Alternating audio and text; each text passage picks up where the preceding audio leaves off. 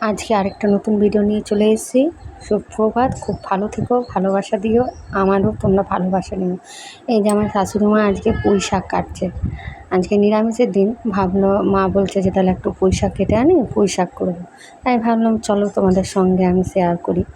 দেখতে পাচ্ছ পুঁই শাকের ডাঁটা পাতাগুলো পোকাতে খেয়ে দিয়েছে। এখানে উই পোকায় ভর্তি।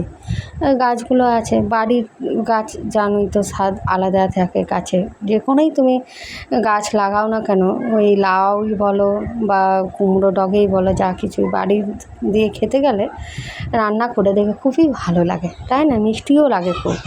বাজারের থেকেও বাড়ির জিনিসে লাগানো চাষ তো হয় না একটু জায়গার মধ্যে, ওই যা যেটুকু জায়গার মধ্যে যেটুকু লাগানো হয়, ধরো খুব ভালোই লাগে।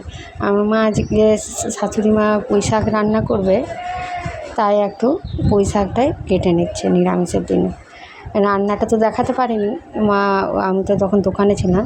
এই দেখো, এই যে পুঁই শাক রান্না করেছে মা, আজকে নিরামিষ, তাই ভাবলাম চলো তোমাদের সঙ্গে শেয়ার করে দিই। এই যে পুঁই ডাঁটা করে চচ্চড়ি করেছে মা, আর করেছে কুন্দুরি ভাজা, ধোকার ডালনা করেছি, আর ওল মাখা করেছি, মাছ শুক্তো করেছে, আর ডাল করেছে। আমরা দুজন মিলে রান্নাটা করে নিই। আর এই ভিডিওটা যদি একটুও তোমাদের ভালো লাগে, প্লিজ প্লিজ প্লিজ আমার সঙ্গে থাকো আর ভালোবাসা দিও।